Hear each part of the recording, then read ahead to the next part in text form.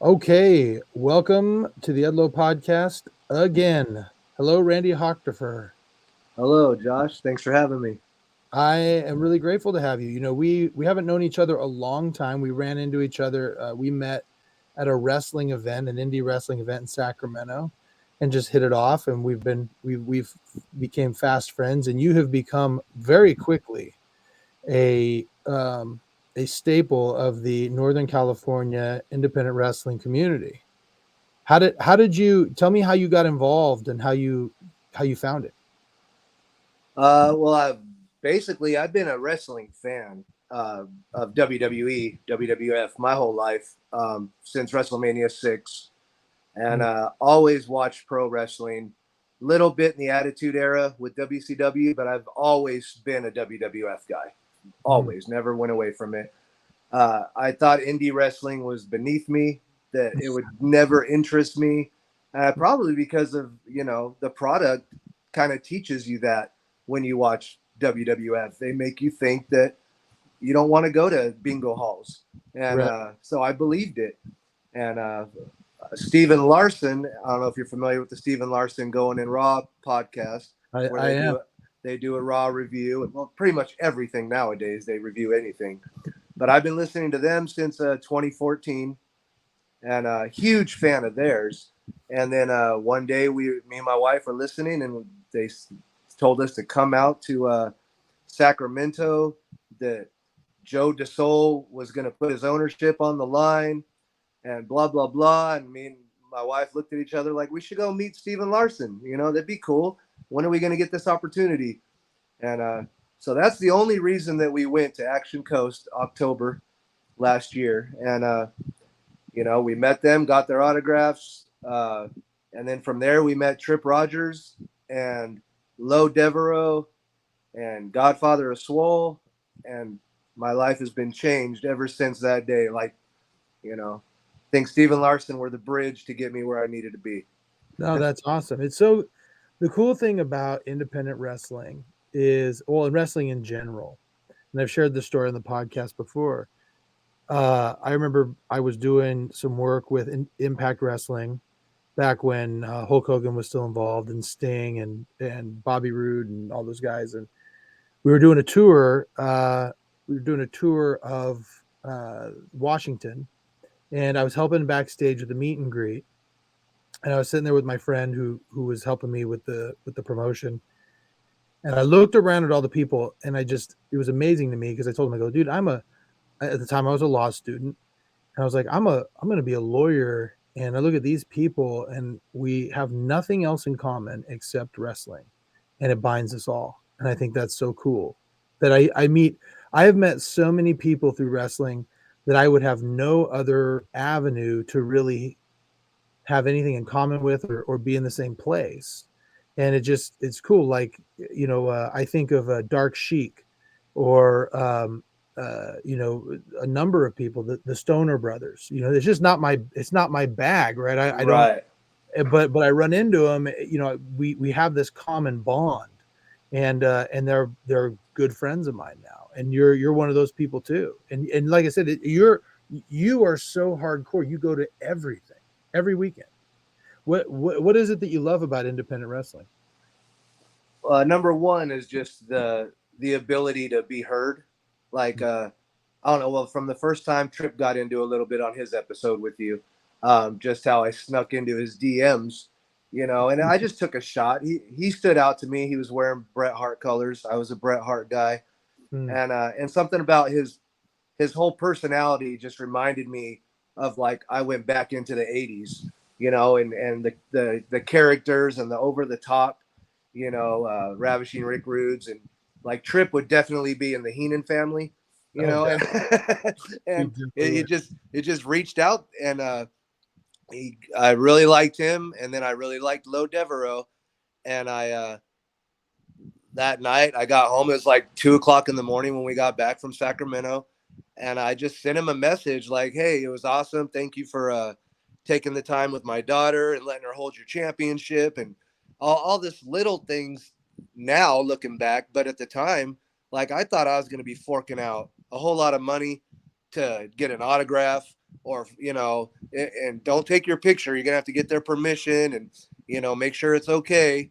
And it wasn't like that at all. They approached us, and like Godfather of Swole, Raphael, the very first time he ever spoke to us, he pulled his phone out and took a picture with my family, and immediately had it on his Instagram. And we were just like, did that just happen? Like, they don't take our pictures. Like, that's very weird. And they didn't ask us for money.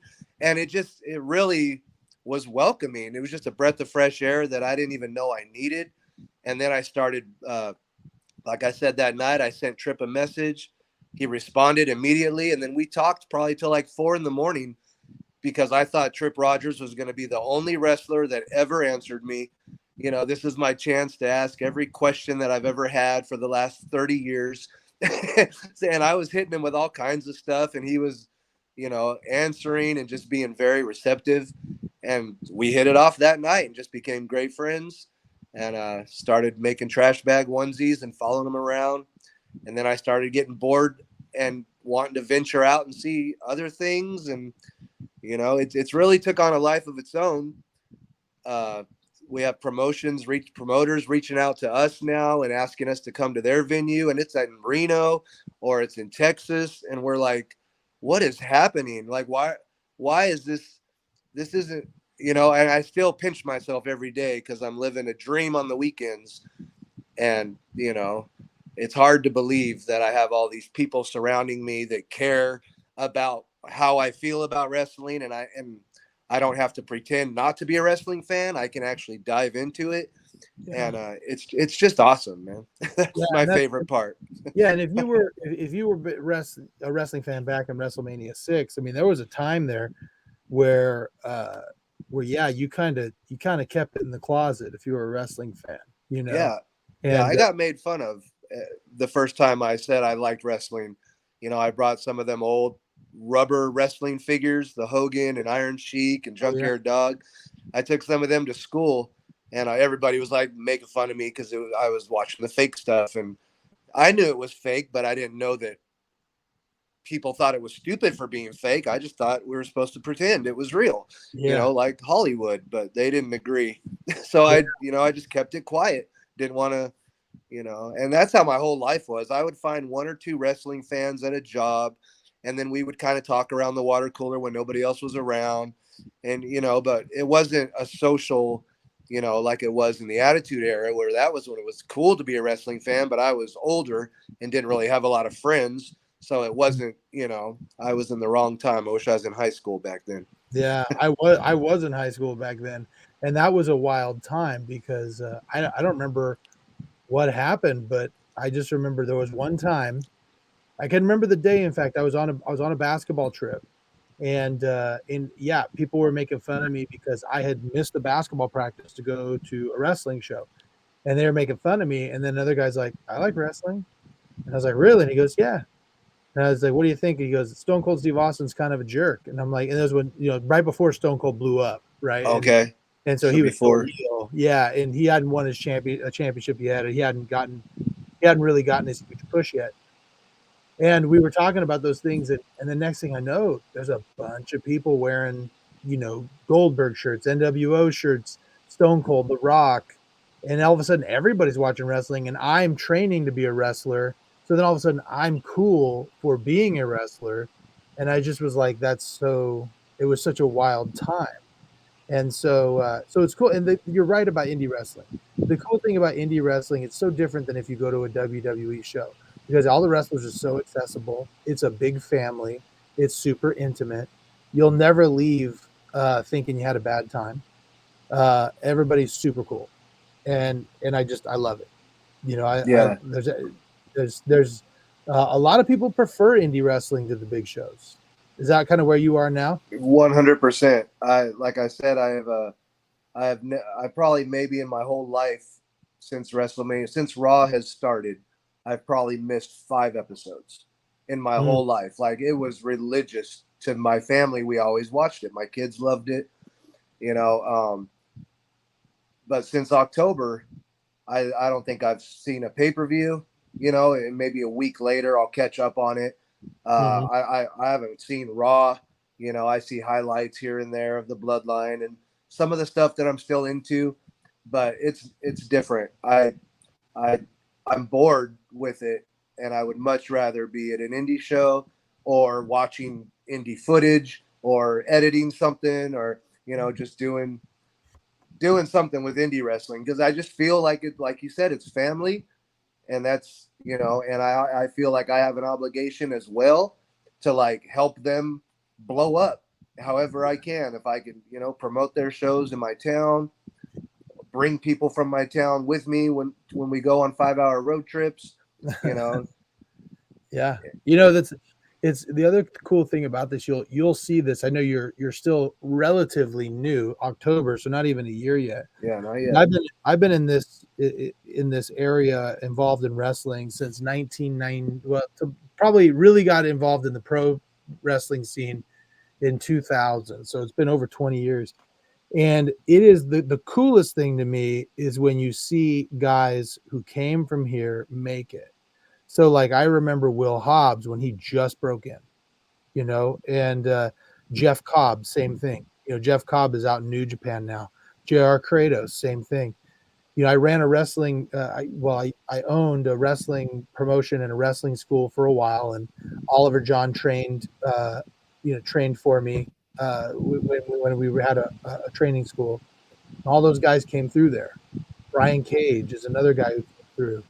Thunder Rosa is another one who's come through. And to see all these people who, I mean, I remember Thunder Rosa when she was sitting in the crowd at a show we did in Woodland before she even considered being a wrestler. And now she's an NWA world champion and been on All Elite Wrestling, and she does.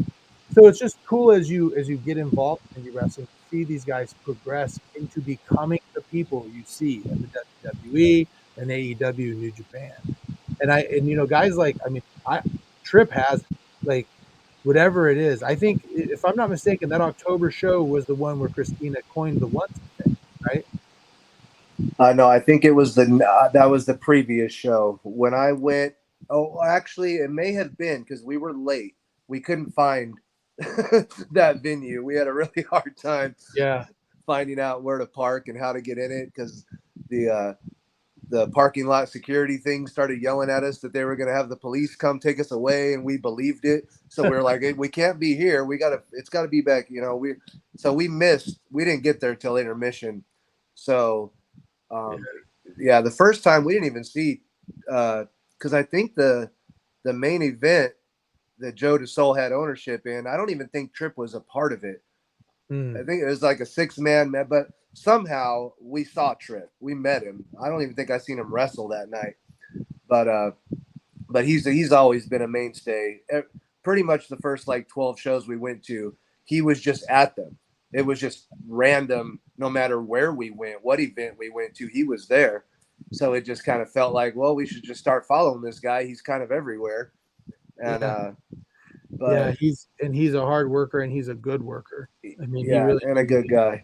He is, and he is a quality guy. So let's talk, Randy. You talked a little bit, threw out some things there. Like there was a time when you didn't have a lot of friends, and growing up, where did you grow up? Grew up in Fresno, where I'm currently still living, but I moved away. But I lived here till I was about 18 years old, and then moved away for good reasons, and came back in 2018, and have been reconnecting and putting my roots back where they belong now that I'm grown up and mature and clean from the BS I had. But yeah, I had a crazy teens. My teens were not great, but before that, I had a great upbringing for the most part. I had a very cookie cutter life where I had great. I was an only child, so I was spoiled. My mom. I lived with I was spoiled on my mom's side. My mom and dad divorced before I was ever born. And that was there's some trauma in all of that. I guess I could go into a little bit of it. My dad was very abusive to my mom, and after, gosh, probably 6 months of her pregnancy. The cops ended up having to be called out to the house because he was, you know, just being really mean to her and violent with her. And so the cops took him away, and she basically split from him then. So then when I was born, he was kind of in the picture here and there, but I didn't have any memories of him until I was 5 years old. So me and my dad were very estranged all the way until he died in 2017. And so me and him, he wasn't the best. When I talk about my dad, I have a very bad childhood, but when I talk about my mom, I have a very good childhood.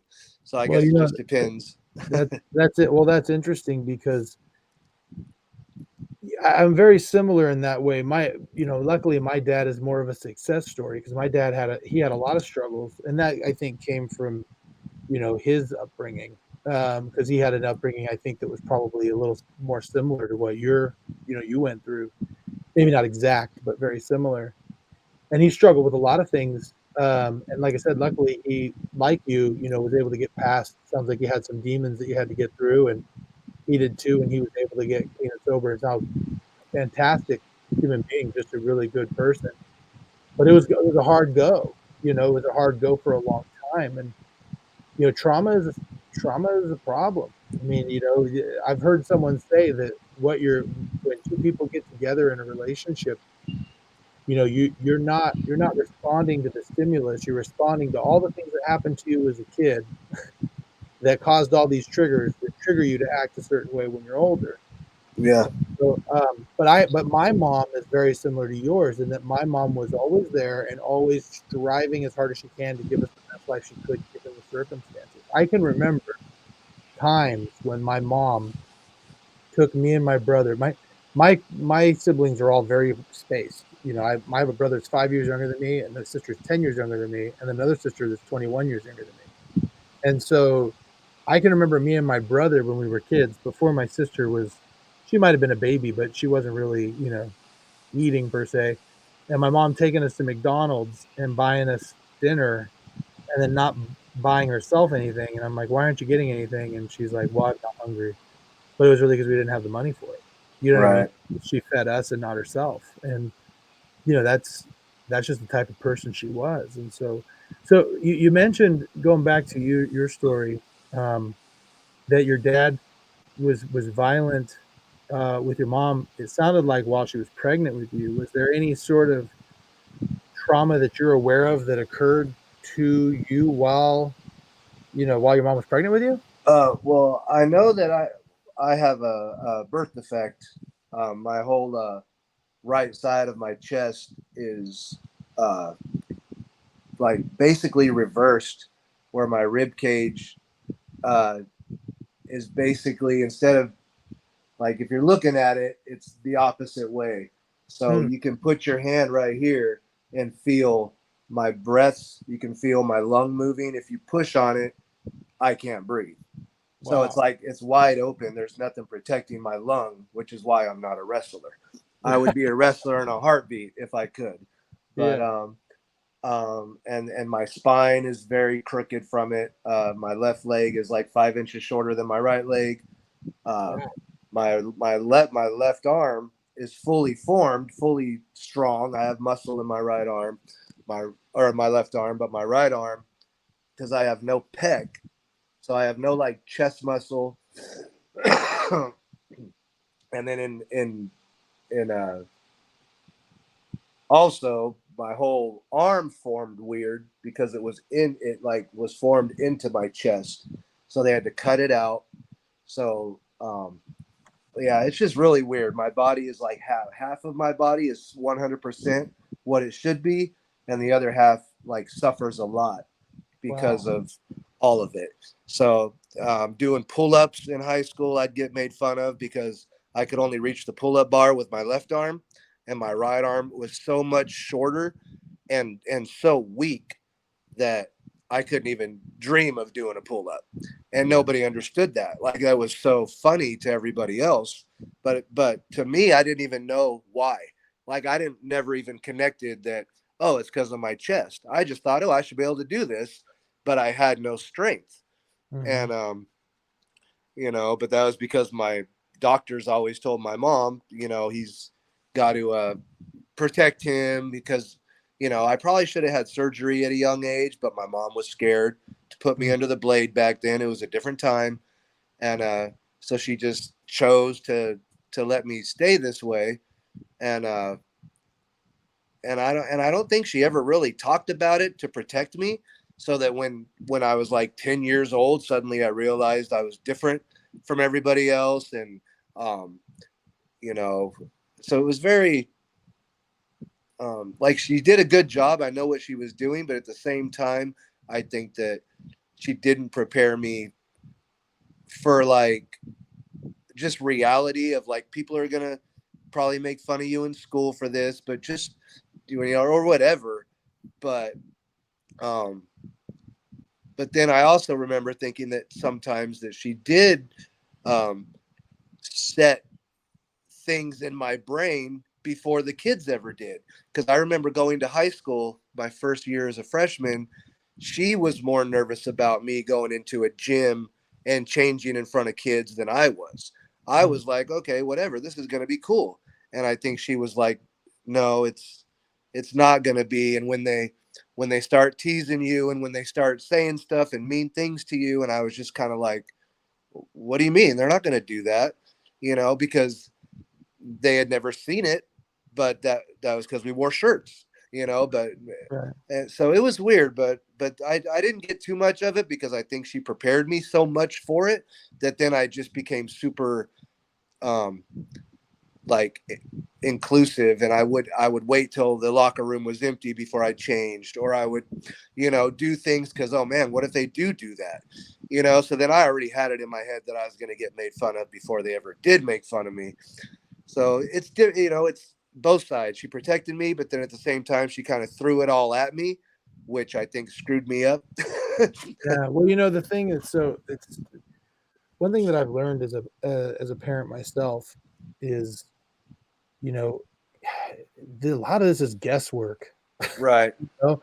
Like there are so many things. I've got four of them, and there's so many things that are thrown at me all the time that I'm feel like I'm constantly adjusting. You know what I mean? Constantly trying to figure out. Even like my kids, all of them I feel like from one day to another, they're completely different people.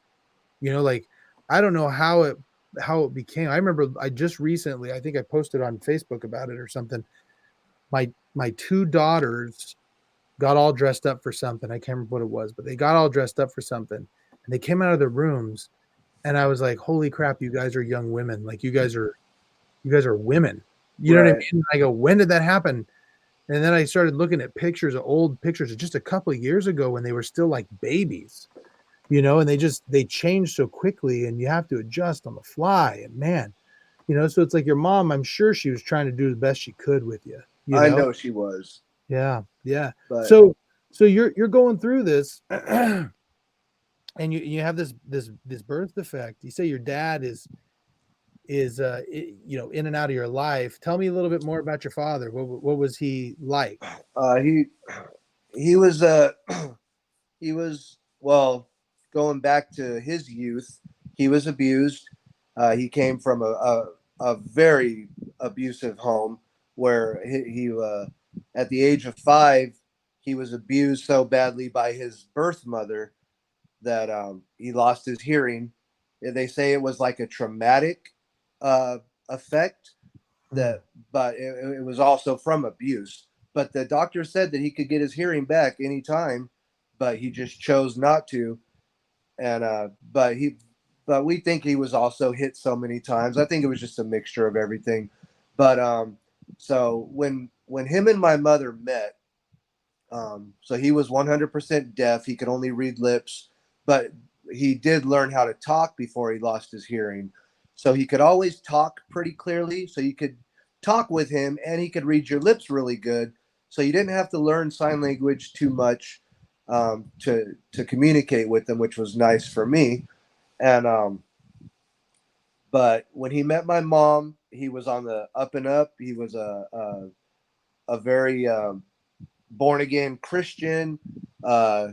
He had a Bible he kept in his back pocket. He was out, preaching and trying to bring people closer with love and all the right things.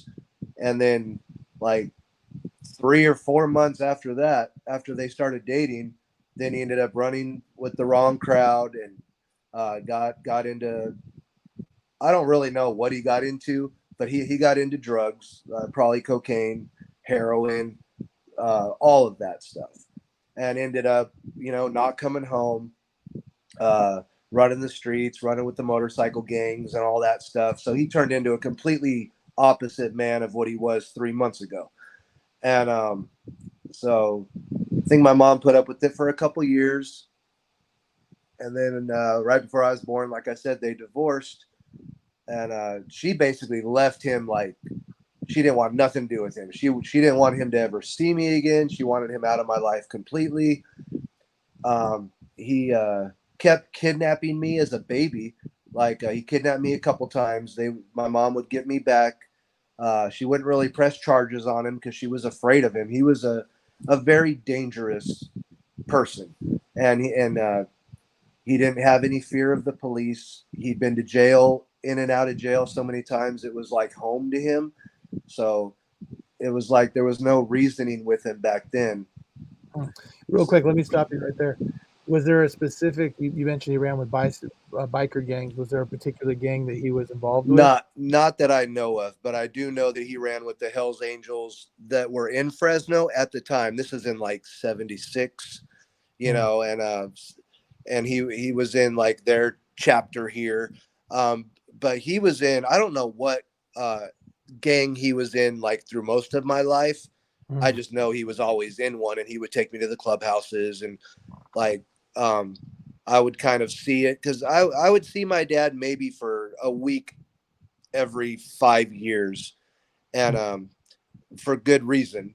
And so I have very vague memories of stuff, but I remember very clearly like one day, where we were here with bikers and he was doing stuff he shouldn't be doing with a bunch of women he shouldn't be doing stuff with. And I'm just kind of stuck in this room where I'm waiting for him to finish what he's doing so that we can go somewhere else. And I remember feeling like very awkward and like this. And I was probably like 5 or 6. And like, this isn't where I should be. This is wrong. There's bad stuff happening. And then I don't have very many more memories. So I don't know really a lot of stuff that went on in those years. I blacked out a lot of my life until I was like 10 years old. So it's, I don't know. A lot of people have memories of being 5 and 6. I have one before I was 10. And that's when I was with my dad on my 5th birthday. And I remember he got mad at me, and I don't know why I was with him. It was my first memory with him. I think he convinced my mom to let him have me for the day. And, and then I remember going home and being like, yeah, I don't want to see him again. And I didn't really know why. I don't remember why, but as hungry as I was for a dad to go home and tell my mom that I don't want to go back and not to see him again until I was like 11. So there was 6 years that I didn't care to see him again. And I don't really know why, but, well, let me ask you a little bit about that. So, you had a loving mother, and tell me about, what was it about a dad that you've hungered after specifically? God, I think what I wanted the most was to not be afraid of him, because my mom was so afraid of him that I think she instilled this fear of like he was the boogeyman. He was the big evil, and the only evil that I needed to worry about in my life was him. So through my adolescence, I guess, or my youth, I think I wanted a dad. She was a single mother until, gosh, she was probably 8, or until I was 8 or 9, and then she started dating who would be her second husband. Great guy, really good provider, but he wasn't a father. He wasn't You know, he wouldn't take me out and teach me how to play ball or take me out and, you know, do anything that a father and son do. You know, all he wanted me to do was work, and he would teach me how to work. He would teach me how to fix a car. Wish I would have paid more attention. You know, he would teach me how to fix lawnmowers, and because that's what he did. He ran a lawnmower business on the weekends. So if I wanted to hang out with him, I had to work, you know, and I didn't want to do that when I was 10.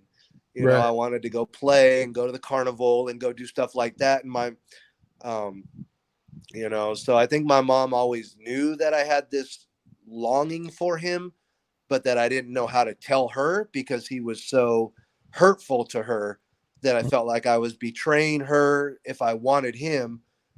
But I think she saw through it and knew that I had to make that decision for myself. Like I had to see that either he's good or bad, and go off that and not let, you know, so she would always go against her better wishes and let him see me, let him have me for a day, even though I know it ate her up and she didn't know if she would ever see me again, I'm sure, you know, because he was nuts. And but I'm really grateful that, you know, I'm grateful that she did all that, even though looking back, I kind of wish now that she didn't, that she would have just been like, no, he's big evil for a reason.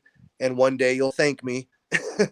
but, But the um, thing is, though, is you know, if she didn't let you go out there, it is a, it's, I'm wrestling with this right now. You know, how much do you let your kid, um, how much do you give your kid versus how much do you let them deprive them of things, you know?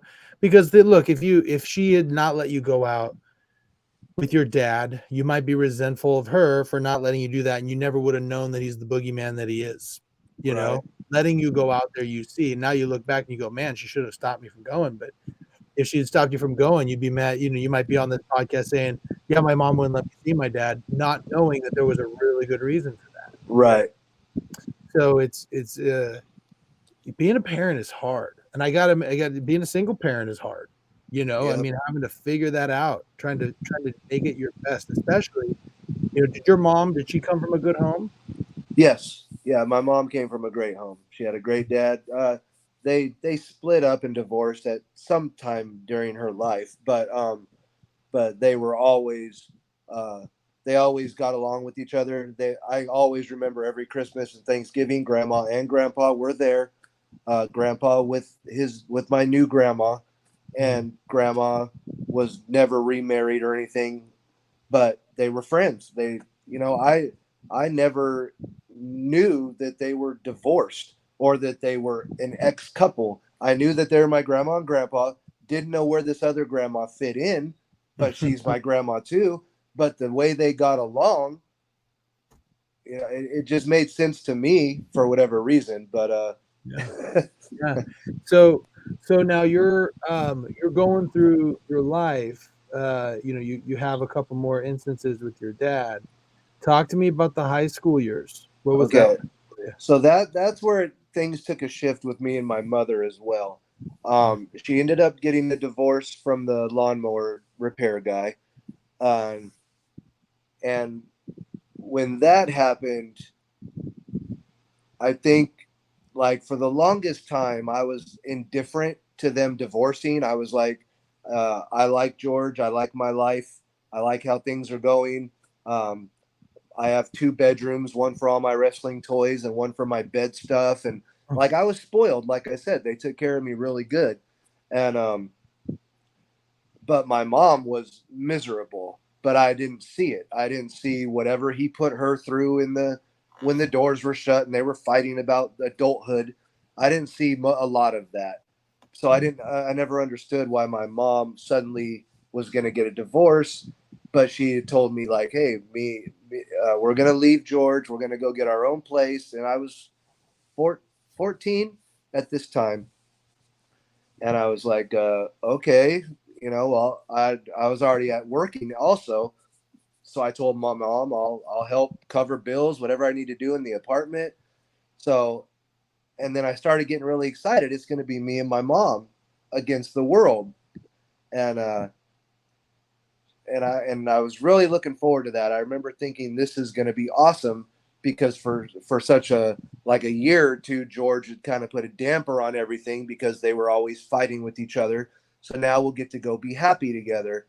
And as soon as we got into the apartment and they divorced, like 2 weeks later, she met somebody and she fell in love with somebody and she was wrapped up and she was gone. Like, so all of a sudden it went from it's going to be me and you against the world to now you're on your own in the apartment when you get home from, seventh, eighth grade. And, uh, and I introduced her to the guy that she ended up falling in love with and marrying.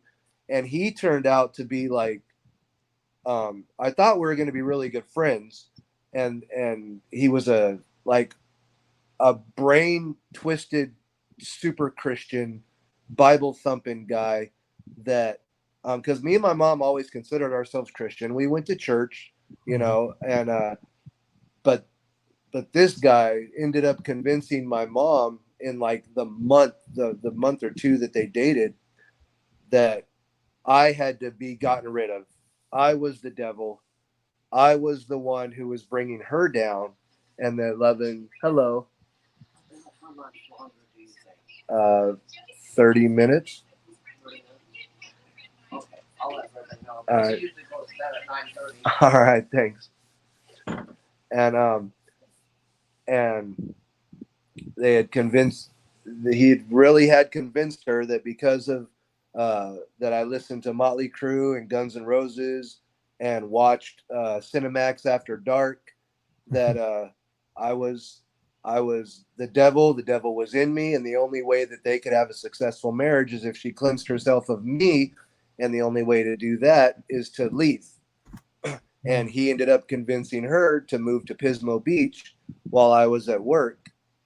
So when I got off work, like my mom was now gone. My house was all my stuff was in bags, and I was like, what the hell is this about? Like, and it really shocked me because I never saw my mom in a million years doing that. And and yeah, like I was, cutting school here and there, doing stupid rebellious things. I think reaching out for her attention because she was dating somebody and had kind of left me high and dry in my book. So I'm, now that I don't have a father figure to punish me and she's kind of let me down, I'm just going to not care about school, start smoking weed, start doing little things here because I need something to fill the void. And, so then that ended up being what I was the devil of, instead of just like my mom should have been like, no, I've smoked weed my whole life. That's not the devil, but it was weird. I still to this day don't understand how he did it, because no one could have done that to my mom.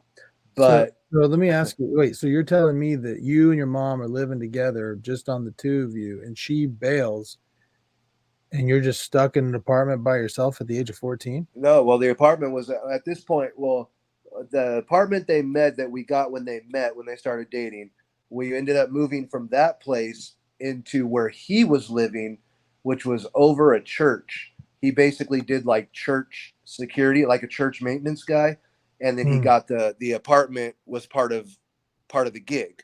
So he lived on campus. So we ended up moving into his place, into that apartment. It was a 1 bedroom, so I was living on the couch, and but I was still working full time at Fat Burger up the street. And yeah, I remember I was just at work, working in the drive-through. They came through the drive-through. They asked if I was going to be taking a break soon. I said, yeah, I can come out and take a break. So I went out, and they told me that they were moving to Pismo Beach. And I was like, oh, we are? Like, I got kind of excited for a change. And they just kind of told me in a nonchalant way that I wasn't going, and that everything was packed and all my stuff was outside, and that if I wanted to keep making the life choices I was making. And I was just kind of like, wait, like, you're telling me this while I'm at work? I'm at a full-time job. I'm 15 years old. Like, what life choices am I doing and I'm still going to school. Like, Right. it just seemed very, very blindsided. And, Yeah. and so me and her had a very big falling out. And that's when I ran to dad and I went full on into his world. And, Mm. like I said, I had already been dabbling in marijuana and little things at school, smoking cigarettes and cutting class. So, I was just like, dude, if I go find my dad, like I probably won't even have to go to school. Like I Mm. probably won't have to, it was like he'll probably not even let me, he understands it. So I just made him like what I needed him to be, which was just somebody to like be there for me, Mm. period. I Mm. didn't know what I expected out of it, but I needed some kind of guidance because I knew that my mom, um, that what my mom did was wrong, but I also felt like I deserved it for what I had done. So, like Wait, hold on. everybody, Let me stop you there. Because you were making bad choices, you felt like you deserved to be essentially abandoned? right? I mean, I guess I convinced myself. Like I knew it was wrong all the time. Like I Mm. knew like why, but in order to not be so angry at her and hold it against her, because I didn't want to be mad at her. I didn't want to hate her. She was my mom, Mhm. So I just kind of lashed out and punished myself.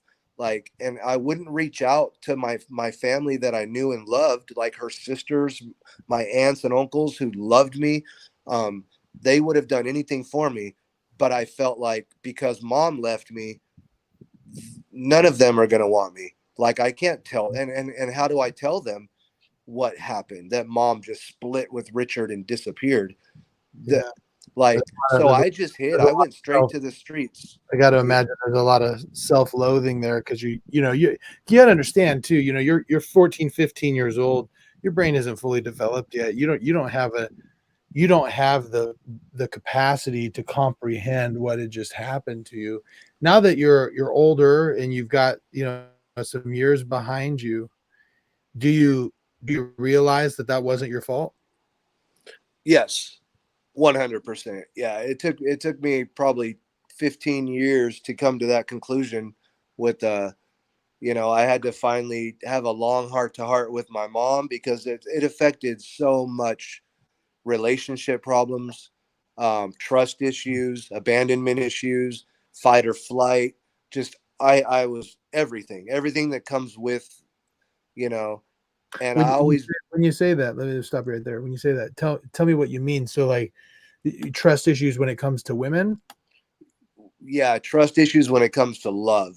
I would Mm. say when it comes to commitment, because no one loved me more than my mom. To Mm. this day, no one's ever loved me more than my mother loves me.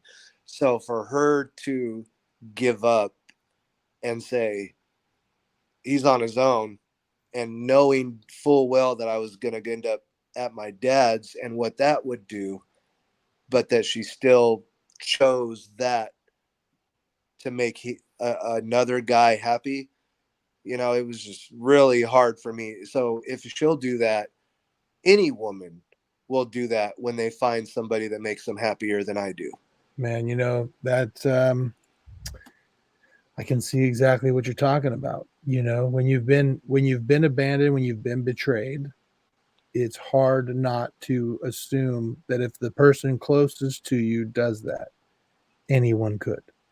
You know, And that's will, yeah, like I believe that they will. And so I always end up sabotaging a lot of, like my first, I mean, kind of fast forwarding here to my first wife, but like I went full on my dad and did exactly what I swore my whole life I would never do. I was in such a hurry to have kids. I was in such a hurry to be a good father, and ended up getting met her in church. Got her pregnant pretty quick. Not not doing things the Christian way. right. Um, and then uh, had my first son, and everything was going good. And then when my only daughter was born, like a year behind my son. Like we were already completely destructed as a marriage, and it was completely my fault. Like I had gone outside of the marriage already. I had been not coming home, and like the second pregnancy really did something to me, like made me like I talk to my daughter about this all the time, trying to like work my way through what I did to her mother, because it was uncalled for. It was a horrible, horrible thing that she never deserved. She was a good woman. She was a great mother. She did right by me for those two and a half years. And I just, turned into my father and turned into somebody that I never wanted to be, got wrapped up in all kinds of, outside sources and not coming home at night. Can I ask you? Can I ask you what do you know what it was that triggered that for you? Looking back, I think it was the fact that we were staying with her parents, and I think it was just the fact that I realized that they were disappointed in me more than like she wasn't. She was Disappointed in fine. you? Why? I think that just that we were living at their house, that I not couldn't supporting yourself? provide, that I was, because he was a electrician. He was a journeyman. He was probably at this time making 45 bucks an hour, and had his house already, that his family home that they've lived in, the whole family was raised in. And it was like, I never came from that, but I wanted it. So I tried to insert myself. And that's the whole, I think all of it really connects to the fact that I was still at this point trying to connect with my mom, because this all happened. I ended up chasing my mom down the road to Pismo, and that's where I met this lady and met her at church. I was trying to be, because she was still with the same guy too. So I'm still trying to be something I'm not, so that I'm accepted by my mom again. So I have to play Christian, or at least fool this guy, so that my mom can love me again. Can I just stop you right there and ask you this, because you keep referring to playing Christian, and I hope I just, as a Christian myself of the Mormon variety, Right. I would tell you that if you understand the root of Christianity, we're all by definition playing Christian. Right. None of us, you mentioned like we didn't do things the Christian way. Well, in some form or another, no Christian does everything in the Christian way. Everybody's got their own pet sin that they're nursing, that they enjoy. Maybe yours at that time were a little more visible so people could see them, Right. But everybody's dealing with that. I hope you understand that that even, I don't know if you still consider yourself a Christian or not, but the whole purpose of Christianity is not perfection, it's progress. So you just getting 1% better every day, even if you fall, like that's the whole point of the atonement, right? Is that Jesus came so that way when you make mistakes, you can be forgiven and become a better person, even if you make the same mistake over and over. So I hope you understand, and I only say this because I know a lot of people who are Christian who are really, they really are hard on themselves for the things that they've done or the things that they're doing, because it's very aspirational. It's an impossible standard. Jesus says, be perfect even as your Father in heaven is perfect. That's not possible. You can't. Right. So it leads to a lot of shame. And I hope you understand, this is just me, this is the doctrine according to Josh Edlow, that just because you may at a time not have been living the way that you feel you should have been. The doctrine of salvation and the doctrine of the atonement is that you can be forgiven of those things and become the person you want to be. And it sounds like you're getting there now. I'm trying. Yeah. Well, that's all we can do. That's all we can do. We're always trying. You're not gonna be perfect here. You're not gonna be perfect in this life, Right. And so now back, I want to go back a little bit to the high school years. So tell Okay. me, and I don't want to go into any real detail. I know you've talked to me a little offline about some of the stuff that went on with your dad, Yeah. but when as you're going through this, you eventually how long were you kind of staying with your dad before you kind of broke free of that? That was right after my sophomore year, um, is when mom's split. So I think I was almost 16 by this point, 15, something like that. And I lived with my dad pretty much that summer. And then I realized I don't want this life anymore. Like um I want to go to school. I want to go to my junior year. I want to graduate. But then my dad was like super against it. You can't go to school. I have a warrant for my arrest. If I'm on the run, I don't even have an address. We're living apartment to apartment, couch to couch with my dad, selling drugs, doing all kinds of stuff. I have no business trying to enroll in school. and so basically I couldn't finish school. I either had to, if you're going to go to school, you're going to go to school um, at lunchtime and make dad money. That's your job now, and that's what I did. And, but that was like the first month or two of what would have been my junior year. And then that's when we hit rock bottom. My dad got busted. All kinds of stuff happened in that last 2 months. But, uh, let's just say that I had a lot of clear signs that I needed to get away from him and stay away from him, and that anything else is just going to be detrimental, and I probably will never make it to 20. Mm. Um, Did you? So who did you end up with? I ended up after a really bad night where ended up at one of my dad's parties, and a lot of bad stuff was happening. And long story short, there ended up being an overdose at this party, and I discovered the body, and and just the whole way the situation was handled. Um, my dad basically made me feel like an idiot because I was crying and I was emotional and I didn't know what to do.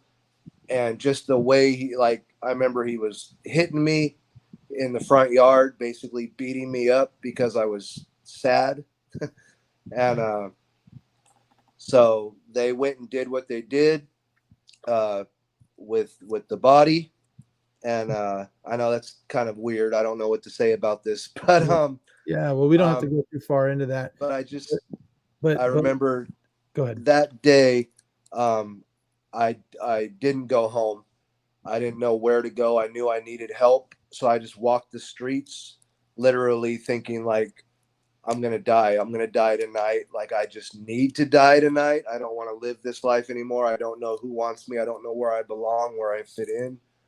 And so I remember walking by this payphone, and it had a suicide hotline prevention something, and I just stood there looking at it, and I'm like, I don't think I would actually kill myself, but I don't know what to do right now, so I just called it, and like just to talk, and they ended up sending somebody to pick me up and took me to like this group home type of a place, and I stayed there for a night or two, and then they ended up contacting my aunt, my mom's sister, and she ended up coming, who knew nothing. Like I went 6 months without telling anybody what happened. So my whole mother's side of the family didn't know what happened to me. All they knew is mom went to Pismo. We don't know where Randy is. Mom's not telling us where he is. He must be living with a friend or he's doing okay. They had no idea. So when they found out what really happened and that I was abandoned or that I had nowhere to go, my aunt immediately took me in, um, tried to give me structure again, tried to give me rules again. But I was so messed up from the 6 months with my dad that that wouldn't work anymore. Like I couldn't have structure. I I had habits I still had to break. I had addictions I still had to work my way out of. Um, and I didn't even know how to talk about any of that with them, so there was a lot of me living a double life, like trying to be the me that they know I am and that I've always been, but then I'm also the me that I became with my dad, so I would live that life in private, and I think that just snowballed into my adulthood where I always had two sides, like the side my mother raised and then the side that doesn't know how to deal with things, and he just kind of reverts to that like broken man that my mom didn't raise. Like, So it's let me stop you right there. So, what does that side look like when you say you run into this place where you're broken and you don't know how to deal? What is there like? Do you run away? Do you get aggressive? What I happens? I get I hide away. I Hmm. get very reclusive. Like before October, um, since I came back in 2018, I have friends. I have my high school friend Brian, who was my friend all the way back in these days. We reconnected when I moved back, and we're still friends. We've always been friends. But aside from him, I don't have another friend. I've never really had a male friend in my hometown except for Brian. So when I came home, I had my family, but they had all grown up. My cousins were grown up, and everybody had moved on in their 40s. So life wasn't what it was when I left. So I really didn't have any like social life.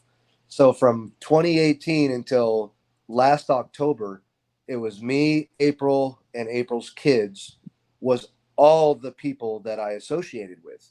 Hmm. I didn't work yet. I didn't believe I could work. Gosh, there's so much to go into. But You didn't think you could go. So let's try to keep to the chronology here. So you're in your yeah, 20s. We'll get into all that, but you're in your 20s. Then you have your first marriage, and that didn't work out, and you blame yourself, which sounds 100%. like you're still dealing with these demons. Is this something that you've always kind of dealt with off and on? Um, well, definitely when it comes to relationships, Hmm. um, always. Probably every aspect of my life, I'm sure I deal with. I'm sure that's the reason that I don't have very many male um, counterparts or friends or role models, is because most of the time I just either um, tell myself that I will never measure up to what they are or what they, like they had a father, they know how to fix a car, they know how to fight, they know how to, you know, I don't know, just stupid things that you think guys know that I don't know because I was very feminine, I guess. I was very like not feminine, but very emotional. I was a very heart. Everything with me is like off of love and compassion, and that doesn't fly in a man's world, you know. And most men don't give, they don't care about that. They don't want to talk about feelings, and they don't want to talk about, all of that stuff. So I had to try to pretend to be like a macho guy, which I never have been. I'm a very I love to talk, in case you can't tell, and so I just always felt that I didn't fit in with people, with men. So I would always gravitate towards women because I got along with them. I could relate to them. I could get on the same level with them. I could talk about romantic stuff or talk about this or this. Hmm. But then I also don't believe that the woman is going to stay with me. So then I end up betraying them and hurting them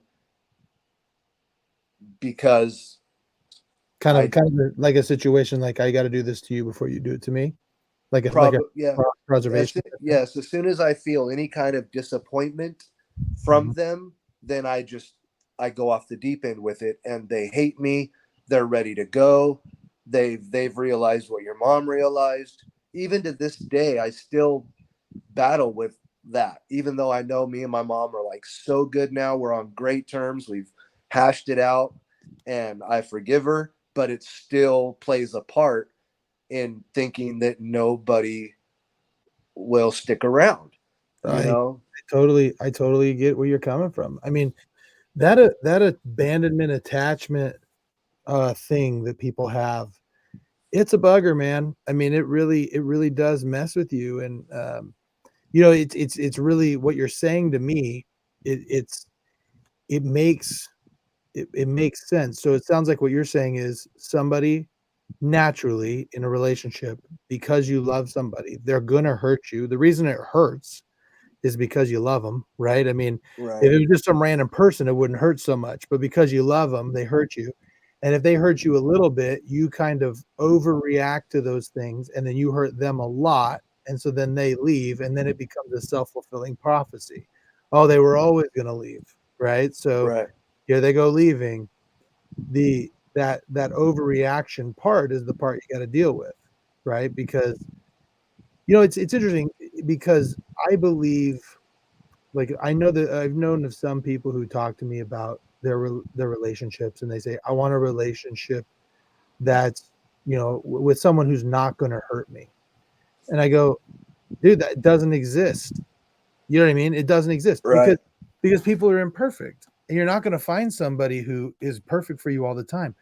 People hurt, and that's unfortunately the nature of relationships, is that people hurt each other. But you look past the hurt and you build from it, and hopefully they don't do it anymore. Um, and you know, they're worth keeping around. And so so tell me now, do you, as you're older and you kind of you strike me as someone who's very introspective. Uh, do you feel yourself getting better with this? Yes, Mm, I do. Well, because I mean, um, I think it's just, I think my last marriage that just ended in 2018, that one did a number on me, and I think I just I really don't want to do any of these things again. Like I'm just tired of not because I loved her. She was a great woman. We had 18 years together, great years. You know, some years were not great, but I mean, you know, to me, we were best friends the whole time. Even though we might have had problems here and there, you know, a lot of it also from me again. But mhm. you know, um, but we were always like we were going to be like my grandma and grandpa. Even if we divorced, we're still going to share holidays, and we love each other that much. We Nothing will ever come between it. And then, and 18 years later, she pulled the rug out from me when I was not expecting it at all.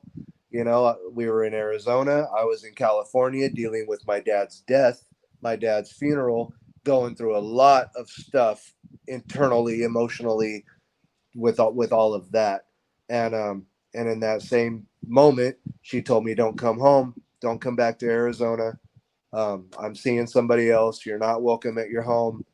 Uh, you know, so and then to be like, "But what do you mean I'm not welcome? I got a son that's 13, another son that's 17. Like, what are they gonna do? What do you mean I'm not like I'm their kid? Or I'm their dad. I've lived with them forever.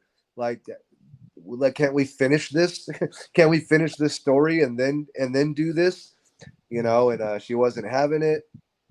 So yeah, so I was basically abandoned and homeless in California, where I originally was abandoned and homeless in the exact same city, the exact same streets. And I was just like, wow, walking the streets that I walked 30 years ago looking for another hotline to call, like wondering how did this happen, you know? Let me ask you a couple questions. So in this time frame, you know, we talk about demons, and one of the things you talked about was relationships. You've mentioned you've had some issues with drugs.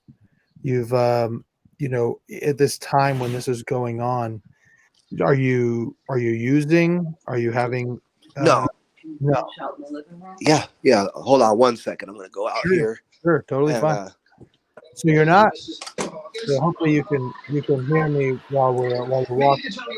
Is it breaking out bad out here? Oh no, you're fine. Oh, okay. All right. Awesome. Yeah, we can cut this part out too. Okay. So you're not. So people aren't listening to this part. Yeah, I'm in the dark. I'm That's gonna let them get situated real quick, and I'm gonna take over the living room. okay. And I'll stay out here if that's okay. It's okay if I'm out here. Yeah, she does. Just be muted while he's yeah. You can either sit here or sit in the seat. Okay. Either one. You need more light? No, I'm fine. Thank you, Ruben. Sorry I took over your bedroom. No problem. We had technical difficulties at home. Hey, Bella. I gotta get up early and take somebody to work. Yeah, Don't forget me tomorrow. I won't. I'll try not to. You want to see it? Let's see. This is dark. I'll go in the kitchen.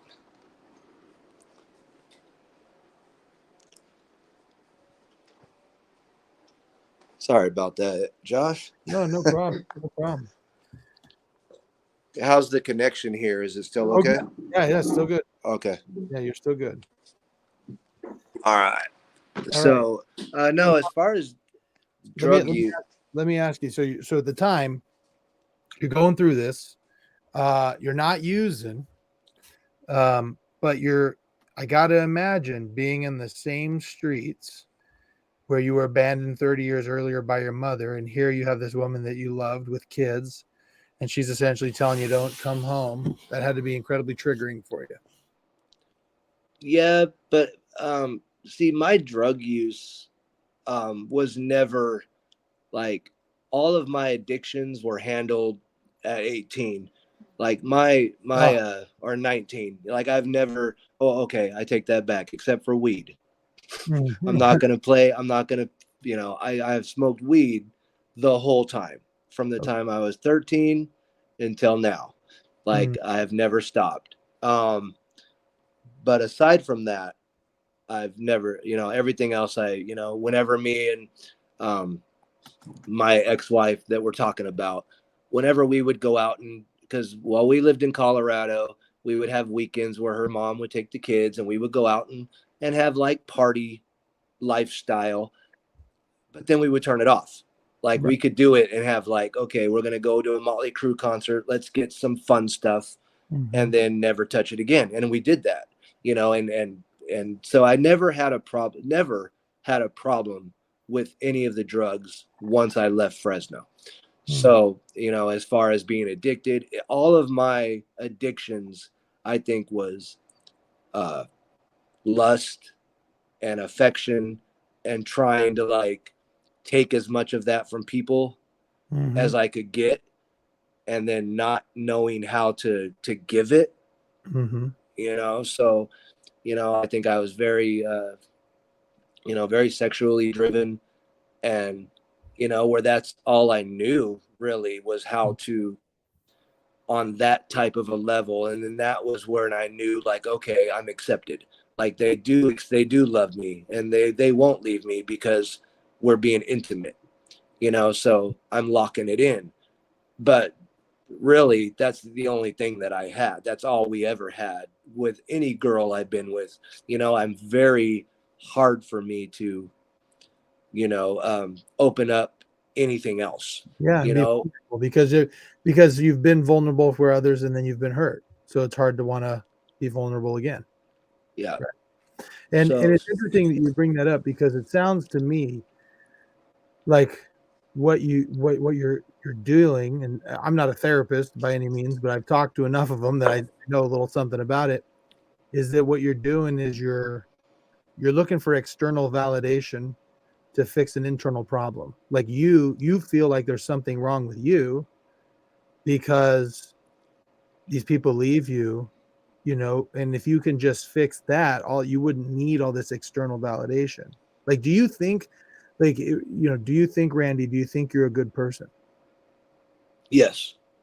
Okay. Yes, I Good. do. I just think that I have very bad tendencies when I get depressed, Yeah. so like I said, I'm two different people. I can be so positive and be like, talking to Trip all day, like, man, I'm so excited, so excited, so excited. And then 20 minutes later, I'll be like, you're such an idiot, Randy. Why do you think these people care about you? You're just a ticket. You're just a seat that they're trying to fill. You're just this or that. Why do you think that they really, really genuinely care about you? If you stopped recording their matches, would they talk to you? And I'll do that. I'll be like, I'll argue with myself. I think everybody to some extent does that. You know what I mean? I think everybody to some extent says to themselves, if I weren't here, would people really care? If I wasn't the one making the phone calls, would they call me? Right. I wasn't the one who was keeping this relationship going. Would the relationship keep going? I think about that all the time. You're maybe not to the same extreme, but I deal with a lot of the same issues you do, and we may live completely different lives. I remember, you telling me, I know that I'm a lawyer and I, you look at the outside and you see, that it seems like I have all the advantages in life, but I think that I have this weird thing where on one hand, I think I can do things a lot better than everybody else. But on the other hand, I also think that I'm not as good as everybody else and I'm kind of an imposter where I am. And so because of that, I think that drives me to work a little bit harder, which results in more success. Like it's a weird dichotomy for me because I definitely have imposter syndrome. I constantly am saying, when are they going to figure out that I shouldn't be where I am? When are they going to figure out that it's all a facade? Right? Yeah, exactly. Yeah. But the thing is that at some point, there has to be a place where you look at yourself and go, no, it's not a facade. If it keeps happening, it's not a facade. If these people keep telling me they care about me, that's real. You see that? Like, it's not a facade. They really do care about me. And the thing that sucks is that I think the brain reinforces all the negativity. So I bet you could have Trip and Lo Devereaux and Magnum AD and me and another wrestler all tell you how great you are. And then one person does something negative, and then all of those negative things come back. You know what I mean? Yep.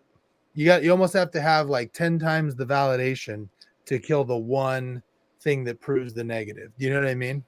Yes. So how have you learned to deal with that? Just well, what I try to do is I reach out to certain people. I have certain like I said, Raphael Swole is one of those people that I can just be like, hey, can you just say a prayer for me? And just not feeling it today. I don't feel, I know that there's nothing happening. I know that there's no reason for me to feel this way, but I'm just feeling dark. I'm feeling destructive. I feel like I want to quit everything and blow up the channel, and I'll just say it. And then 5 minutes later, I'm better. It's like I just vented through it to somebody instead of beating myself up for the whole day, and then Raphael will say just what I need to hear, or whoever else. I reach out to all of them, Jason Hastings, all of them at one time or another in the last year have, helped get me out of my rest holds, Well, and that's the thing, right? Is that's exactly that's what friends are for, man. That tells me that they're real friends. The ones that sit there and listen to you when you're down and give you advice, they're the real friends, And Yes. and the thing is, like I said, what I want you to really know out of all of this is that you're not alone, man. You're not alone. I think that a lot of people feel exactly the way you feel. I mean, I have that same situation. It's situational for me. You know what I mean? For me, I've never been quote unquote depressed. Like I've never been diagnosed with depression. I've never been diagnosed with anxiety or anything like that. But situationally, I'll sit there. I mean, this weekend I had a bad day. I had a couple of run-ins with my kids that I felt I wasn't a big fan of. The way that they handled a certain situation. And and then you get in those moods and you get in a little bit of a funk and you say to yourself, you're like, you know what? Why am I doing all this? Why am I working so hard? Why do I care so much? If they don't care, why do I care? You're entitled to have those moments. The trick is though, is you got to give it only a moment. Right. You like I just recorded another podcast with a mental health therapist who we didn't get finished with it. It was really great. Very similar situation to you, little different. He has his own demons that he talked to. I think you'll really like that one when it comes out. But I told him, I said, what I usually tell myself when I feel bad is I say, okay, I'm going to give myself X amount of time to feel this way. I'm going to feel this way for the rest of the night. I'm going to eat some cookies. I'm going to eat some ice cream. I'm going to do something like that. I'm going to go to bed feeling sorry for myself. But tomorrow when I wake up, it's a new day. I'm going to go out there and I'm going to crush it. And I'm going to stop feeling like this. Sometimes that doesn't work. Sometimes I wake up feeling crappy, but a lot of the time, it still works. And the other thing is that you can't let those funks stop you from the progress. So like, for example, you mentioned the channel. Tell us about your channel. What is the channel about? It's basically about independent wrestling. Like I said, started going to matches every weekend, and then I started wanting to record matches. I was like, man, I really want to record all these matches, because when I would come home, I couldn't find what I went and saw. And I was used to doing that for WWF. You go to the event and then you come home and watch it and try to find yourself on TV. And, but now I'm coming home and these guys don't have an outlet. Like, there's nothing, at least at Action Coast at the time. This is before they had the Surge show going. And that was all I knew. So I was just like, man, these guys really don't have anybody to record them or promote them. And I remember thinking when I went on Action Coast profile page that it was very sad. I was like, man, there's like, they haven't posted anything in like 6 months, and it just looked like it was abandoned. So I just like, man, I want to get some stuff on here. Maybe I can start recording matches, and Steven Larson will think that I'm awesome, and they'll give me a job, and I can be like their camera guy. And so I started recording, and then I just started falling in love with that, and just like how much I really like doing it. And then I wanted to go see other promotions, and then I just kept recording. And then I had wrestlers asking me, hey, do you have that match? So I started sending them matches, and they were just appreciative of what I was doing. And they would ask if I was going to come out and record their match. And a couple of them told me, like, we don't have anybody, we don't have a social media team. We don't have somebody to record all our footage and go back and watch it. And that's how we get better, is by going back and watching our matches. And if nobody's recording it, then how do we get better? And I was just like, well, I'll record everything I ever see. If like, I thought it was kind of frowned upon, like they wouldn't want us to do that and record their botches and record their mess ups, but they love that. So I was like, I was all in. And then I just started recording all of Lowe's matches. Then I'd record all Tripp's matches. And then I started recording just everybody's matches. And then I just had all these matches on my phone. And I was like, what should I do with these? So we decided to start a wrestling channel, start putting it all out there. So the world, see if we can get their stuff out and see if we can get more people to attend shows, and, just basically just share my passion, because I, stayed away from it for so long that now I just want to put it out there and overload it so that other people can find it and see how much fun I'm having and come give it a try. Well, and that's the thing, right? Is that you mentioned, so you're actually, it's funny. I've never told you this, but I know that you have your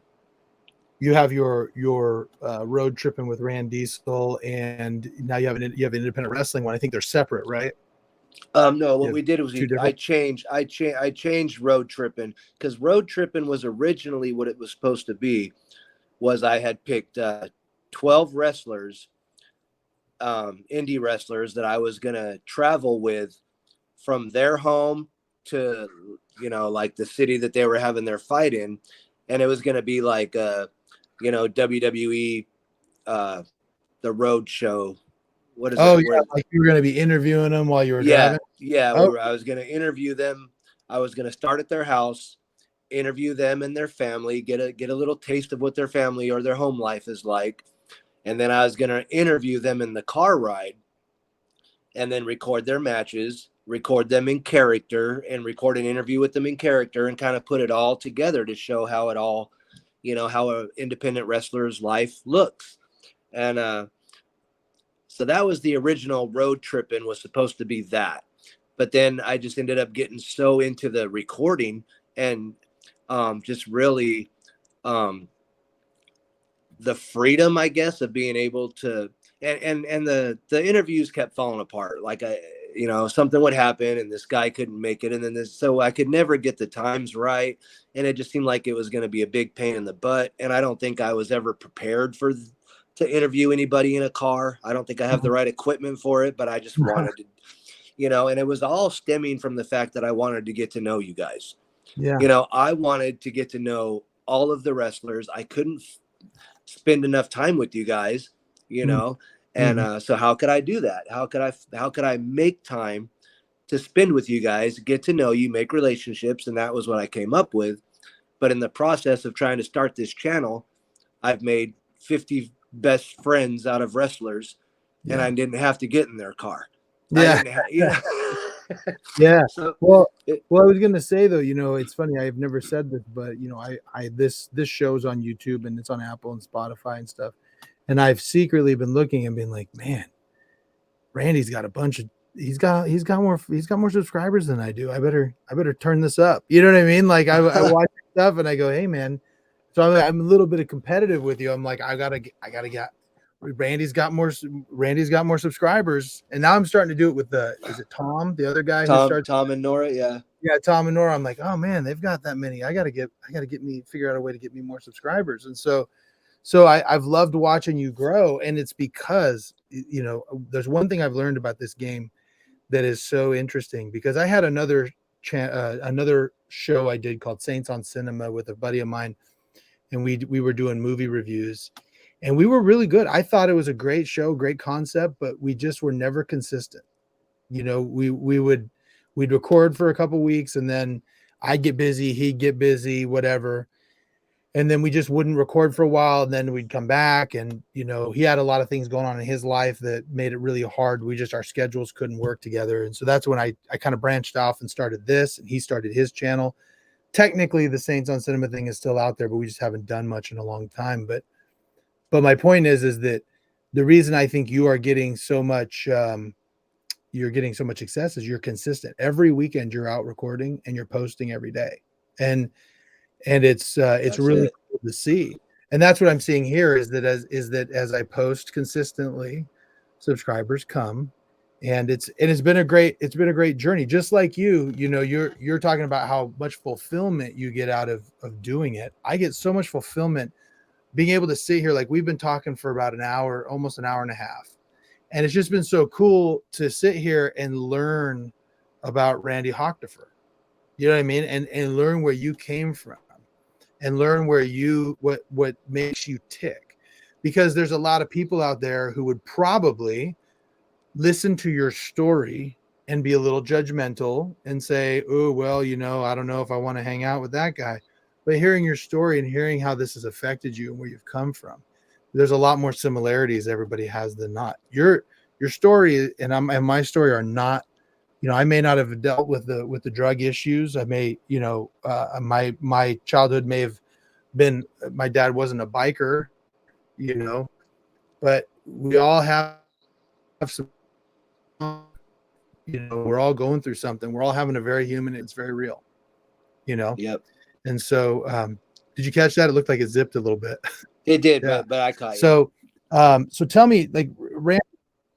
Okay, good. So Randy, tell me tell me about now. You are now married to April, Yes. and how's that going?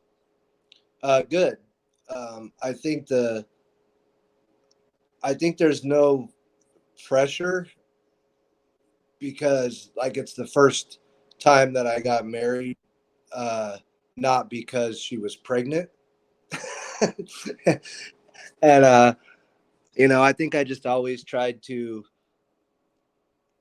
like, I tried to do the honorable thing when it came to like the girls I was with would get pregnant. Well, I don't want to leave them. I don't want to abandon it. Da da da da da.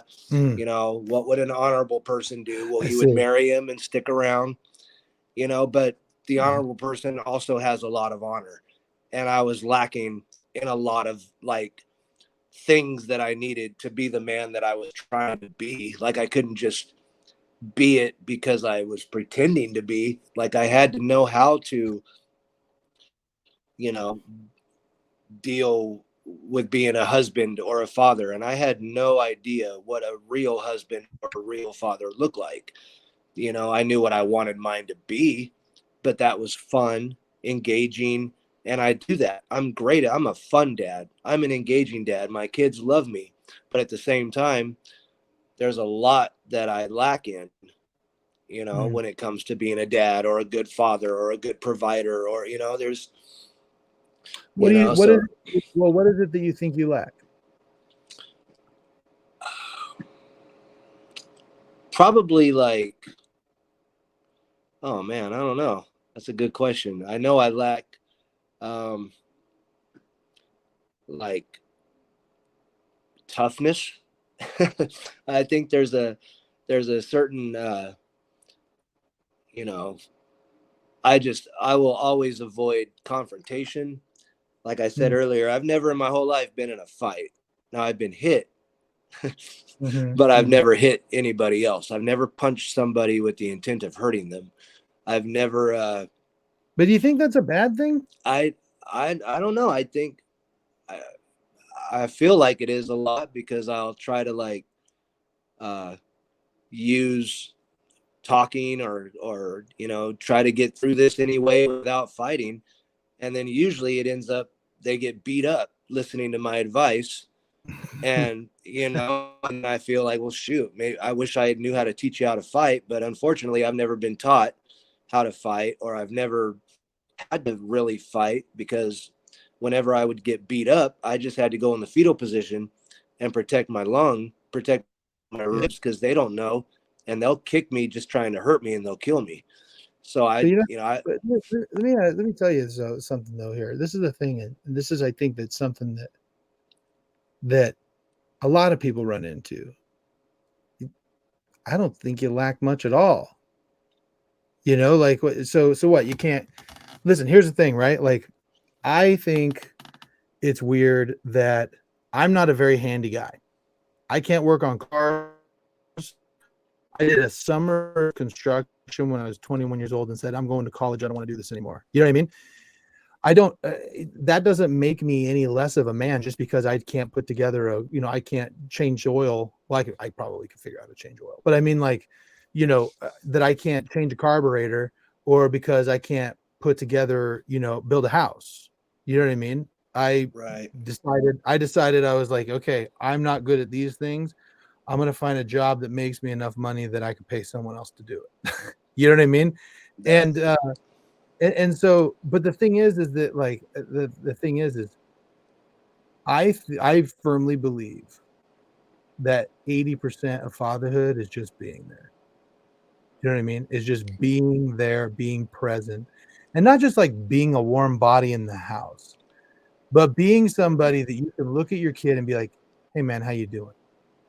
And have them actually and let them know that they can actually tell you how they're doing, and like really be there and hear it.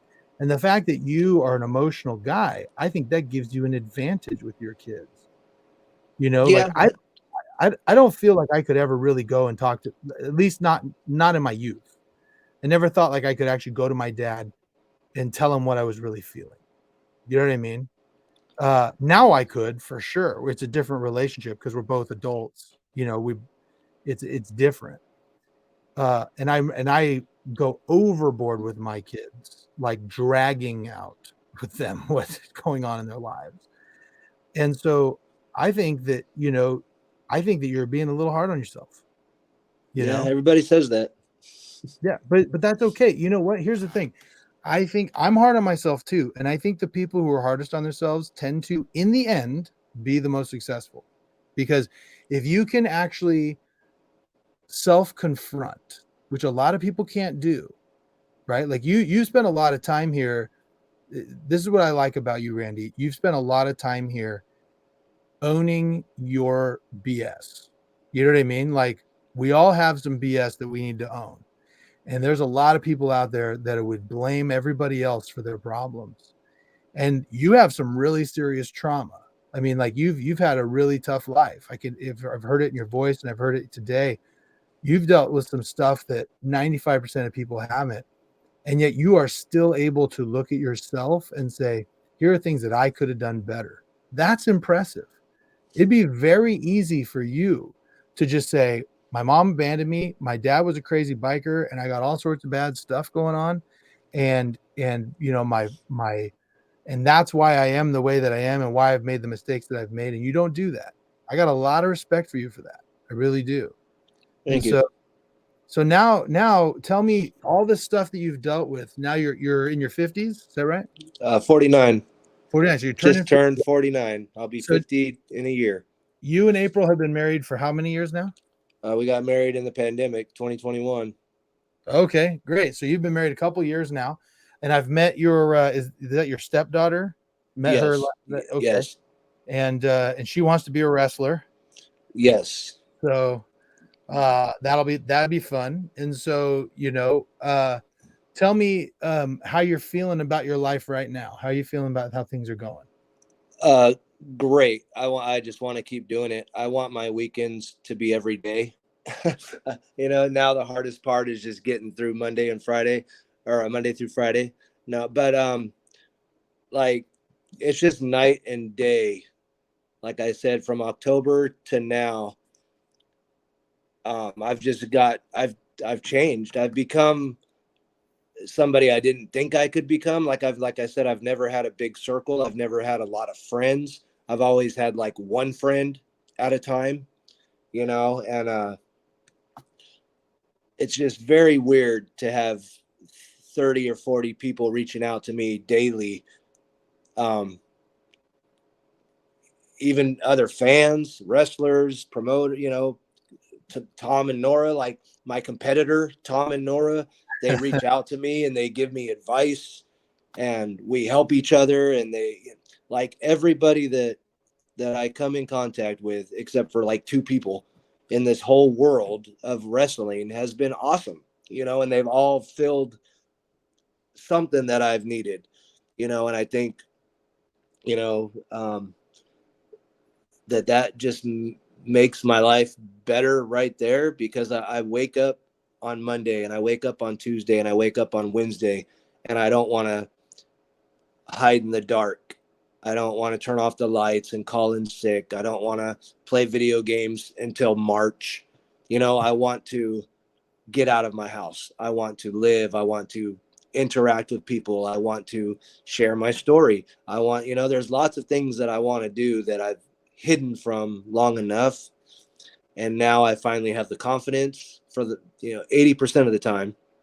Yeah. I am who I want to be right now. Like I always wake up and, you know, tell Facebook that I'm living my best life right now. And I mean it. Like it really is. And I still have a lot of work to do. Me and April aren't perfect. I still have anger issues and trust issues, but at least I know that I'm not going to find my happiness by going and sleeping around, or I'm not going to go find my like I've learned enough to know that, you know, cause I learned that a long time ago, but it still had a lot of damage in my marriage, you know, and even though I stopped doing that stuff, the times that I did do it, it took a toll, you know? So no matter how good I become, you know, a woman can only take so much betrayal herself. So, yeah. Well, you know, I don't think you understand how much it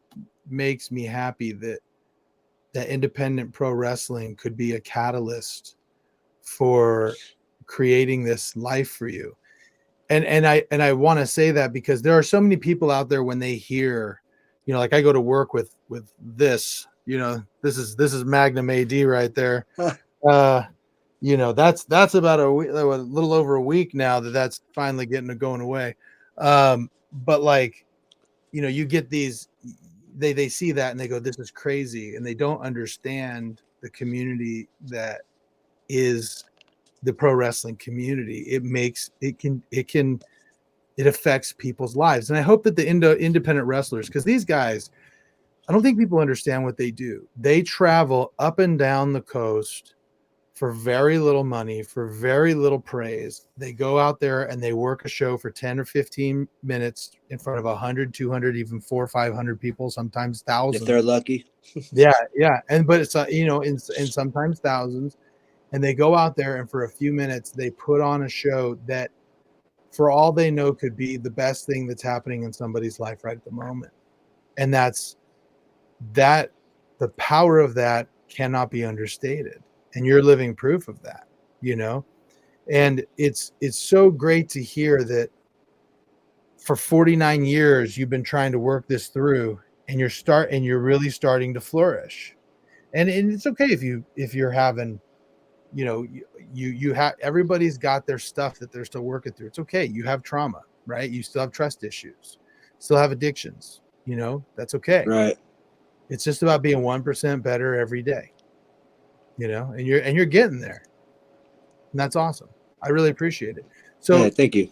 So now, what is next for you and your family? You foresee your stepdaughter becoming a pro wrestler here in the near future? We'll see. I give her a 50-50 chance that if she wants to, yes, she will be. But she's a teenage girl, and she might find her job because in order to be a wrestler, she has to get a job. And in order to get a job, she's going to meet new people and we'll see, we'll see if she stays in wrestling or if she ends up getting swept off somewhere else, but it's her life to figure that out. Yeah. But she wanted to. There was a couple months that I really thought she was going to, be in a wrestling school by now. Mm-hmm. But you have Best of the West right there in Fresno with you guys, right? Yeah, and I've still never been to a show. Oh, you got to go, man. Mike Rain is awesome. He's such a good dude. I hear that, but I keep going to Reno instead of across the street.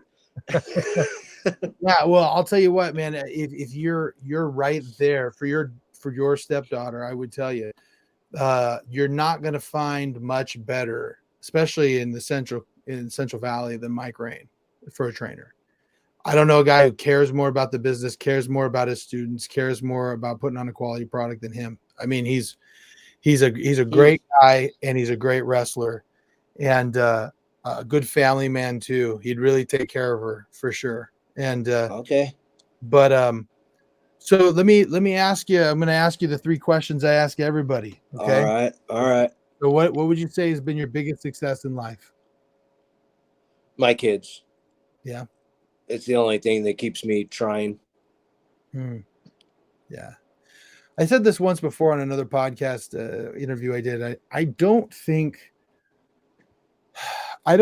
our kids understand how much we really care. I mean, right. I don't think they understand how much space in a parent's brain they really occupy. I am constantly thinking about my kids all the time, especially at this time. I mean, you have an 18-year-old stepdaughter there. My son, he just started his senior year, and it's just thinking about, I'm like, man, is he really ready to go out there and take on the world in a year? Or my daughter, who's 14 and she's a freshman in high school. And I just remember she used to be sitting on my lap when she was 7 years old. And I'm like, oh my gosh, she's 14. Now boys are going to be coming around and, right. And all this stuff. And they're all just growing up. And it's just, we worry about them all the time. It's amazing. Yeah. So, yeah. What would you say is your biggest failure, and what did you learn from it? Well, I would say, I'd have to say my marriages, probably my first marriage would be my biggest failure, and what I learned from it is don't ever do that again. don't ever think that I'm not good enough to be a dad. Like, Mm. don't quit. Don't run away from my 1 and 2-year-old daughter, and son, because I'm afraid of what I could do to them or what I could become or what they could learn from me. It's like, I should have just owned it all from the beginning, and they could have learned so much from me. But instead, I was absent for a lot of it. We're great now. Like, me and my daughter, I spent my whole life trying to get rid of the depression that I carried around for me and her being so screwed up, and now we're best friends. We talk every day for about an hour every day on my route. She calls and gives me psychological therapy because we're two peas in a pod. And, Mm. So it's pretty cool that now that she's, 24, 20, that we're able to finally get past stuff, Yeah. No, that's great. And I think it's great that you prepared that. It took a long time, but you repaired that. That's really awesome. And I think the other thing too is we get in this I don't know, this funk, right? I tend to do this all the time. I think about a change that's about to come. My life's changed a lot over the last 4 or 5 years, a lot, and it's not been comfortable. And I look at the changes, and I know when I look at them, I get so afraid of all the things that possibly could happen that are bad. You know what I mean? Like, oh, this could happen, that could happen. But I never really sit there and think to myself, but it could also be the greatest thing that ever happened to me. Mm-hmm. You know what I mean? Like these things that happen when you sit there and you're like, oh, I'm not ready to be a father. I'm not good at this, Never stopped to thought, but I could be the one that's the best dad in the world for these kids. I may be exactly what they need, Yep. So final question for you, Randy. So one day way down the road, we hope 30, 40 years from now, you're gonna pass away. Maybe you'll pass away at an independent wrestling show, and then we'll have a big moment for you. If Yeah. not, it'll be on the way. Yeah, there you go. And when that happens, there'll be a funeral heavily attended by pro wrestlers, and someone will give you a eulogy. And what is the one thing you hope is said in that eulogy? He loved everybody. Yeah. No matter what. Like, I've got some people in my past that I probably shouldn't love, but I still do. Shoot, I don't know if you're familiar with the Elise Paler. I'm sure you've heard about that tragic murder that happened back in Pismo. Oh, okay. Yeah, there was 3 boys that killed a 16-year-old girl and sacrificed her and murdered her so that their band could be more popular. And I was actually friends with one of them. Ugh. And yeah, and his name is Royce Casey, and he's still in prison for what they did. But he had come before he turned him to confess for what he did. He had come and confessed everything to me, even though I wasn't even really a friend of his. He knew that he could talk to me for whatever reason. I don't know why. He knew 15 people, but he talked to me and told me that he did something real bad and that we were all going to hate him and we were all going to hear a lot of things about him. And he was crying, asking me to forgive him and to forgive him. And I didn't know what he was talking about. I had no idea, and I was like, dude, you're okay. You'll be all right. And then the next day he turned himself in, confessed, and the whole story came out. Everything came out and how horrible they did this girl and all this. And I still keep in touch with him. Wow. I still keep in touch with him, write him letters, like, because dude, when he had nobody else, like for whatever reason, he trusted me And it wasn't because he wanted anything out of it. There was nothing that I did for him, you know, and because of him being able to bounce it off me, he ended up being able to go to the police. And I've always just thought, like, people are like, what?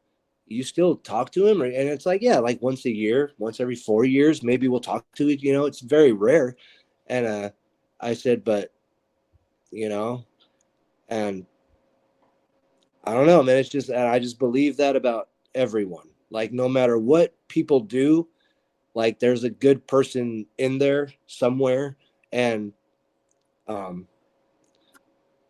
just want to try to not judge, because I don't want to be judged, you know, for the mistakes I've made and the things I've been through or witnessed or caused, you know. You know, that So sounds to me like quite the Christian way, you know, because you know it's interesting. I remember I had a buddy who did some pretty terrible things that ended up in a divorce, and it was real nasty, and a lot of his friends were abandoning him, and you know, for good reason, right. And I remember someone getting real upset at me and asking me, like, why are you still talking to him? And I said, because one day he's going to wake up, you know, one day he's going to wake up and he's going to realize that he's hit rock bottom. And if everybody's abandoning him, that's going to be a real bad spot. And if I'm the one he calls and I answer the phone, and that's the difference between life and death, I'll answer the phone. That's right. And so there needs to be more people like you, Indy Hochderffer, even if you're not perfect. And so I appreciate it. listen, I appreciate you taking the time and talking to me. Everybody, this is another great episode. If you've made it this far, subscribe. We've got more coming up.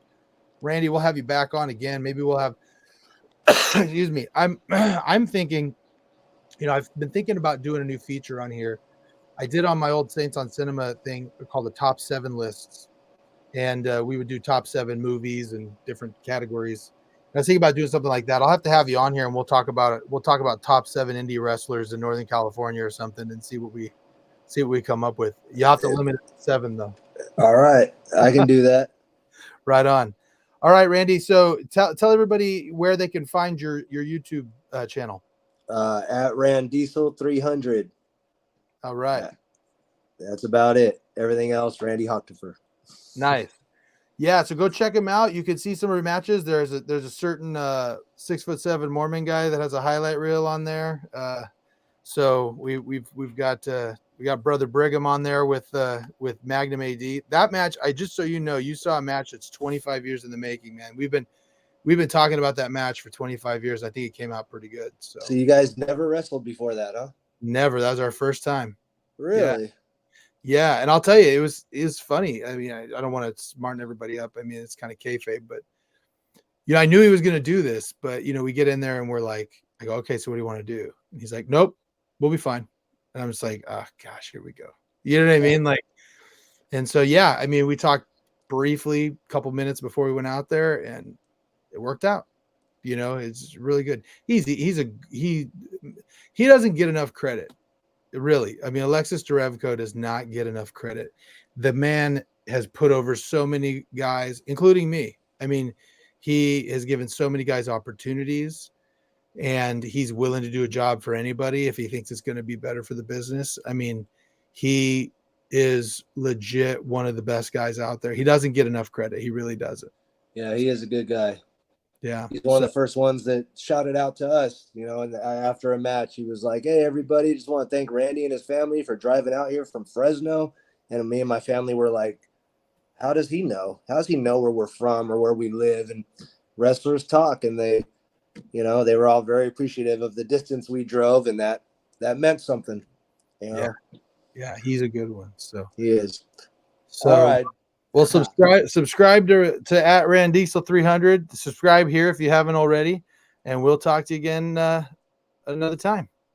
All right. Awesome. Thank you, Josh.